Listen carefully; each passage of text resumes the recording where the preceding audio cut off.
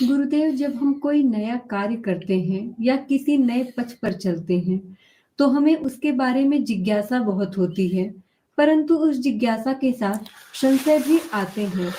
कई बार जब हम ईश्वर का पथ चुनते हैं, आध्यात्मिक पथ पर आगे चलते हैं, तो ईश्वर से जुड़े कामों में हमें बहुत जिज्ञासा होती है और साथ में इस संशय का भी जन्म होता है कि क्या हमने जो यह मार्ग चुना है, वह सही है? क्या हमें यह जीवन में अग्रसर करेगा या फिर हम भटक जाएंगे? ये बाद में ना सोचो। किसी विश्वविद्यालय में प्रविष्ट होने से पहले सोच लो जो भी सोचना है। किसी स्कूल में जाने से पहले सोच लो जो भी सोचना है। किसी बस में यात्रा करने से पहले विचार कर लो जितना भी करना है। कुंभ में स्नान करने जाना चाह रहे हो, किसी मेले में जाना चाहते हो, किसी चार धाम की यात्रा पर जाना चाहते हो, किसी भी यात्रा पर जाना चाहते हो, जो भी R&D करनी है, जो भी रिसर्च एंड डेवलपमेंट करना है, वो आपके पग बढ़ाने से पहले कर लो। क्योंकि बाद में तो वो पश्चाताप से भी भरा होगा, फ्रस्ट्रेशन से भी भरा होगा, आपको उस चीज से भी पृथक करेगा और मन में 10 तरह के और विचार आएंगे और आप फिर और लोगों को भी फिर गलत चीज की वकालत करना प्रारंभ कर देंगे। आदमी जिस चीज में स्वयं समाहित और सम्मिलित होता है, उसके गुणों की तरफ दृष्टि रखता है और जिस चीज से पृथक और अलग हो जाता है, उसमें दोषों को उकेरता है, प्रसारित करता है, बताता है।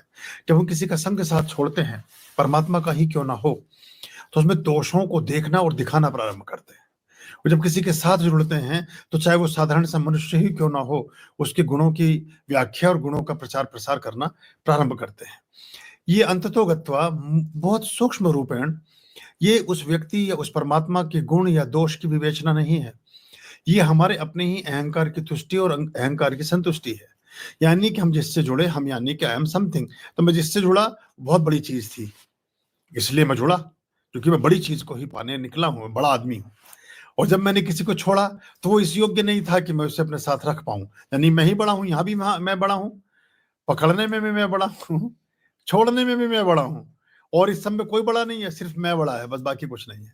और जो जितना ज्यादा मैं करता है, उतने ही ज्यादा उसकी शहादत होती है। एक ही जानवर है जो सारे दिन में करता रहता है, सबसे ज्यादा उसी को लोग काटते फाटते हैं, सब चीजें हैं। तो तेज आंधियां मगरूर दरख्तों को पटक जाएंगी। बहुत तेज जो आंधी तूफान आता है ना, अब आने वाला मई जून में शुरू हो जाएगा पूरे देश में, सब जगह तेज आंधियां मगरूर दरख्तों को, देश में सब जगह तेज आंधियां मगरूर दरख्तों को पटक जाएंगी, सिर्फ वही शाख बचेंगी जो लचक जाएंगी। तो जो बेले हैं, जो लताएं हैं, अब इधर जा पड़ी, फिर हवा उधर से चली इधर आ पड़ी, फिर इधर झाड़ पे से निकल के दूसरी तरफ जा पड़ी, बेलों का कुछ नहीं बिगड़ता। तो जो फ्लेक्सिबिलिटी है वो आपको जीवन में बनाती है। और जब कोई चीज आप देना चाहते हैं, जुड़ना चाहते हैं, बनना चाहते हैं, तो आप उसमें आपका झुकाव और जुड़ाव बड़े मायने रखता है ना। कि जो अहले ज़र्फ हैं, जो वेल एजुकेटेड और वेल बिहेव्ड, जो अहले ज़र्फ हैं, सभी से झुक के मिलते हैं। जो अहले ज़र्फ हैं, सभी से झुक के मिलते हैं। सुराही सर के बल झुकती है तो भरता है पैमाना। जो पात्र है, जो चाय की केतली है, जो सुराही है, जो घड़ा है, वो नतमस्तक होता है। तो किसी ने घड़े से पूछा कि तू इतना ठंडा क्यों है भाई? तो उसमें पानी डालें, तो उसमें मट्ठा डालें, तो उसमें कोई भी पदार्थ डालें, जब उसमें से निकालते हैं तो ठंडा निकलता है। तो ठंडक का क्या राज है? घड़ा कहता है कि भाई, जिसका अतीत मिट्टी, जिसका वर्तमान मिट्टी और जिसका भविष्य मिट्टी, तो उसे किस बात का अहंकार, उसे किस बात का गरूर, उसका क्या मैं और क्या घमंड। तो मिट्टी तो हम भी हैं, पंचतत्व में मिट्टी मिट्टी में मिल जानी है। वो कहते ना, भारत भूषण की चार चंद मुट्ठी खाक है तेरे द्वारों में पली, मोमबत्ती सी उम्र थोड़ी बची ज्यादा जली। तो वो उनका एक काव्य संग्रह है, मेरठ के कवि रहे हैं भारत भूषण जी। वो तो ये तो चार मुट्ठी धूल है, ये जो द्वार में पलती रहती है, बाद में मिट्टी ने मिट्टी में मिल जाना है ना। वो एक और भी बात थी इसमें, ये बात शुरू हुई तो वो, क्योंकि शायर बड़ी गहरी बातों को कुछ कम पंक्तियों में लिख देते हैं, तो चार लाइनों में वो बात संक्षिप्तीकरण हो जाती है। ऐसे मंत्र भी ऐसे ही काम करते हैं जैसे कविता काम करती है। तो कहते हैं कि खाक हूं मैं, खाक पर क्या खाक इतरा के चलूं, और खाक में ही मिल जाऊंगा, किस बात पे इठला के चलूं। कबीर कहते हैं कि चलत कत टेढ़ो टेढ़ो रे। वो जो आदमी अहंकार में चल रहा है आड़ा तिरछा, अपना मोबाइल हाथ में है, कुछ है, वो कहते चलत कत, जब तो मोबाइल नहीं था जो कबीर ने लिखा, पर मनुष्य तो वैसा ही है, प्रवृत्तियां तो वैसी रहती हैं। तो कहते चलत कत टेढ़ो टेढ़ो रे, तू दुर्गंध को बेड़ो रे। शरीर में तो तेरे सब दुर्गंध ही भरी हुई है, मस्तिष्क में दुर्गंध भरी हुई है। चलत कत टेढ़ो टेढ़ो रे, तू दुर्गंध को बेड़ो रे। तो अगर ये हम इससे बच पाए तो फिर सारी यात्राएं आसान हो जाती हैं। मूल प्रश्न था कि क्या हम परमात्मा से जुड़ने के बाद क्या देखें क्या ना देखें। जो देखना भालना है तो बिजनेस का हिस्सा है। प्रेम में ज्यादा देखो भालोगे तो कभी कर ना पाओगे। और परमात्मा के साथ तो प्रेम का ही संबंध हो सकता है, समर्पण का ही संबंध हो सकता है, निष्ठा का, आस्था का, विश्वास का, समर्पण का, सहयोग का, सामंजस्य का। इन संबंधों में कोई देखा दाखा नहीं जाता, ये है या नहीं है। फिर बिजनेस व्यापार, जैसे कहते हैं लव इज ब्लाइंड, वो ब्लाइंड ही हो सकता है। प्रेम कभी चक्षुहीन है। प्रेम में आंखें होती नहीं है।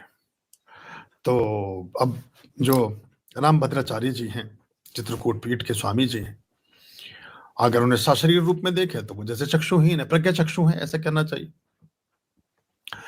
तो उनसे पूछा कि इंदिरा गांधी ने एक बार कहा, एक काम के बारे में उपकृत होते हुए कहा कि मैं आपकी आंखों की रोशनी, कुछ चीजों के दर्शन, इस दुनिया के दर्शन मैं आपको करा सकती। तो कहते हैं मुझे इस दुनिया के दर्शन करने ही नहीं है, क्योंकि मैं राम के दर्शन तो बिना आंखों के भी कर ही रहा हूं।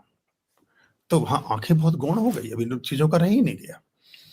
और वो साक्षात एक आशीर्वाद का प्रतिरूप है। मतलब उनको सारी चौपाइयां, सारे राम, जो भगवान श्री राम का मंदिर है उसमें उन्होंने 42 एविडेंस प्रस्तुत किए, जिनमें से 37 कोर्ट ने माने, सुप्रीम कोर्ट ने। बड़ी बात है ये, वकील भी नहीं कर सकते ऐसा। वकील अगर 100 साक्ष्य प्रस्तुत करते हैं तो उनमें 2 4 6 ही ठीक निकलते हैं। 42 साक्ष्य में से 37 साक्ष्य पर हाँ करना पड़ा। तो ये उनसे पूछा गया है कि राम मंदिर का उल्लेख किसी वेद में आता है, तो वो ऋग्वेद का, उस वेद का उल्लेख बताते हैं कि इस वेद के इस पर्चे पर ये लिखा हुआ है। और मुस्लिम है जज, वो उन्होंने नतमस्तक होते, बोले कमाल है आपको ये चीज। और वो जबकि पढ़ने पढ़ने तो कभी कभी इतनी शक्ति कभी कभी केंद्रीभूत होती है कि चमत्कार कर देती है कि हम सोच नहीं पाते। कभी कभी तो हम समाके कहते हैं उनको जो देख पाते हैं। हम बहुत सारी दृष्टि होती हुई भी दृष्टिविहीन है। मतलब हमारे पास दृष्टि, साइट तो है, विजन नहीं है। विजन बड़ी चीज है। दृष्टि तो किसी की भी हो सकती है और दृष्टि खराब भी हो सकती है, लेकिन दृष्टिकोण कभी खराब नहीं होता। जैसी दृष्टि वैसी सृष्टि, ऐसे चलता है जी। खुश रहिए।